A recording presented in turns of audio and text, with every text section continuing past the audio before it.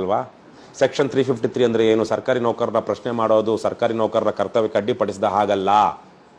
ಅವಾಚ್ಯ ಶಬ್ದಗಳಿಂದ ನಿಂದಿಸಿದ್ರೆ ಸೆಕ್ಷನ್ 353 ಹಾಕೋದಿಕ್ಕಾಗೋದಿಲ್ಲ. ಹಲ್ಲೆ ಆಗಿದ್ರೆ ಮಾತ್ರ ಸೆಕ್ಷನ್ 353 ಹಾಕೋದಿಕ್ಕಾಗೋದು. ಸೊ ಅದಿರೋದೇನು ಸರ್ಕಾರಿ ನೌಕರರ ಕೆಲಸಕ್ಕೆ ಅಡ್ಡಿ ತಂದ್ರು ಅಂತ ದೈಹಿಕವಾಗಿ ಹೊಡೆದು ಬಡದು ಪ್ರಶ್ನೆ ಮಾಡಿದ್ರೆ ಅದು ಸರ್ಕಾರಿ ನೌಕರರ ಇದು ಕರ್ತವ್ಯಕ್ಕೆ ಅಡ್ಡಿ ಅಲ್ಲ. ಸೊ ಇವೆಲ್ಲ ಚಾರಿತ್ರಿಕವಾದದ್ದು. ಹಾಗೇನೆ ಜನ ನಿನ್ ಮೇಲೆ ಕೇಸ್ ಹಾಕ್ತೀನಿ 353 ಆಮೇಲೆ ನೀನು ಆಮೇಲೆ ಜೈಲ್ಗೆ ಹೋಗ್ಬಿಡ್ತೀಯ ಅಂದ ತಕ್ಷಣ ಜನ ಎದುರು ಬಿಡ್ತಾರೆ. ಕಾನೂನು ಗೊತ್ತಿರಿ ಏನಯ್ಯ ಹಾಕ್ತಿ ಏನಯ್ಯ ಹಾಕೋ ಹೋಗು. ಆಮೇಲೆ ಪೊಲೀಸರು ಅಷ್ಟೇ ಯಾವನ ಬಾಯಿ ಮಾತಿಗೆ ದೂರು ಕೊಟ್ಟಿದ್ದಕ್ಕೆ ನಮ್ಮನ್ನು ಕರ್ಕೊಂಡು ಹೋಗಂಗಿಲ್ಲ. ನಮಗೊಂದು ಸ್ಟೂಡೆಂಟ್ ಗೊತ್ತಾಗಿರ್ಲಿಲ್ಲ, ಕೇಸ್ ರಿಜಿಸ್ಟರ್ ಆಗಿದೆಯಾ ನೋಟಿಸ್ ಕೊಟ್ಟು ಕರ್ಕೊಂಡು ಹೋಗಿ ಅನ್ಬೇಕು ನಾವು. ಇವ್ನು ಹೇಳ್ಬಿಡ್ತಾರೆ ಕರೆದ್ಬಿಡ್ತಾನೆ ಒಂದು ದೊಡ್ಡ ಲಾಡಿ ಇವನು ಸರ್ಕಾರಿ ಅಧಿಕಾರಿ ಇನ್ಕ್ಲೂಡಿಂಗ್ ತಹಸೀಲ್ದಾರು ಕರೆದ್ಬಿಟ್ಟು ಪೊಲೀಸೇ ಕರ್ಕೊಂಡು ಹೋಗ್ರಿ ಇವ್ನ ಸೆಕ್ಷನ್ 353 ಹಾಕಿದ್ ಬಿಡ್ತಾನೆ. ಕರ್ಕೊಂಡು ಹೋಗಿ ಕೇಸ್ ರಿಜಿಸ್ಟರ್ ಆಗಿರೋದಿಲ್ಲ. ಮುಟ್ಟು ನೋಡು ನೀನು ಅನ್ಬೇಕು ನಾವು ಪೊಲೀಸರಿಗೆ.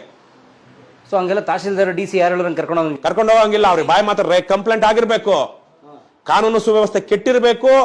ಕಾಗ್ನಿಸೆನ್ಸ್ ಇರ್ಬೇಕು ಅವನಿಗೆ. ಸಂಜ್ಞೇಯ ಅಪರಾಧ ಅಂತಾರಲ್ವಾ, ಅಲ್ಲಿ ನಿಜಕ್ಕೂ ಕಾನೂನಕ್ಕೆ ಅಲ್ಲಿ ಸುವ್ಯವಸ್ಥೆ ಕೆಟ್ಟಿದ್ರೆ ಮಾತ್ರ ಅವನು ಅರೆಸ್ಟ್ ಮಾಡೋದಕ್ಕೆ ಸಾಧ್ಯ ಇರುತ್ತೆ, ಕಸ್ಟಡಿ ತಗೊಳಕ್ ಸಾಧ್ಯ ಇರುತ್ತೆ ಪೊಲೀಸರಿಗೆ. ನೀವು ಚೆನ್ನಾಗೇ ಇದ್ದೀವಿ, ಹೊಡೆದಿಲ್ಲ ಬಡದಿಲ್ಲ ಬಾಯಿ ಮಾತಲ್ಲಿ ಪೊಲೀಸ್ ಹೇಳ್ಬೇಕು, ಸ್ವಾಮಿ ನೀವು ಕೊಡ್ದಿರಾ ಕಂಪ್ಲೇಂಟ್ ರಿಟರ್ನ್ ಕಂಪ್ಲೇಂಟ್ ಕೊಡ್ದಿರಾ ನಾವು ಮುಟ್ಟಕ್ಕಾಗಲ್ಲ ಅಂತ ಹೇಳ್ಬೇಕು. ನಾನು ಒಬ್ಬ ಸರ್ಕಾರಿ ಅಧಿಕಾರಿ ಅಥವಾ ನೀವೇ ಸರ್ಕಾರಿ ಅಧಿಕಾರಿ, ನಾನು ನಿಮ್ಮನ್ನ ಈಗಲೂ ಪೊಲೀಸ್ ಬಂದಿದ್ದಾರೆ ನಿಮ್ಮನ್ನ ಹೊಡೆಯೋದಿಕ್ ಬರ್ತಾ ಇದ್ದೀನಿ, ಹೊಡೆದಿದ್ದೀನಿ, ಆವಾಗ ಮಾತ್ರ ಮುಟ್ಬೇಕು ನನ್ನನ್ನ.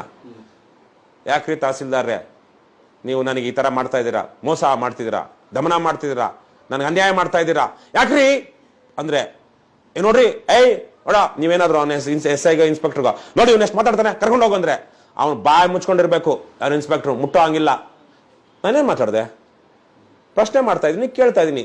ಹಲ್ಲೆ ಮಾಡಿದ್ದೀನಾ? ಇಲ್ಲೇನಾದ್ರು ಕಾನೂನು ಸುವ್ಯವಸ್ಥೆ ಕೆಟ್ಟಿದ್ಯಾ? ಇಲ್ವಲ್ಲ. ತುಂಬಾ ಸರಳವಾಗಿದೆ ಕಾನೂನು. ಇವರು ಅಧಿಕಾರ ದುರ್ಬಳಕೆ ಮಾಡ್ಕೊಳ್ತಾ ಇದಾರೆ ಅಷ್ಟೇ. ಅಂದ್ರೆ ಪ್ರಶ್ನೆ ಮಾಡೋ ಹಕ್ಕು ಎಲ್ಲರೂ ಕೇಳಬೇಕು. ಎಲ್ರು ಈ ದೇಶದಲ್ಲಿ ಪ್ರಜಾಪ್ರಭುತ್ವದಲ್ಲಿ ಎಲ್ರಿಗೂ ಒಂದೇ ಓಡ್ತಾನೆ ಇರೋದು, ಎಲ್ರಿಗೂ ಒಂದೇ ಹಕ್ತಾನೆ ಇರುವಂತದ್ದು. ಸೊ ಎಲ್ಲರೂ ಸಮಾನರು ಸಮಾನರಿಲ್ಲ ಅಂದ್ಮೇಲೆ ಸಂವಿಧಾನಕ್ಕೆ ಏನ್ ಬೆಲೆ ಇದೆ?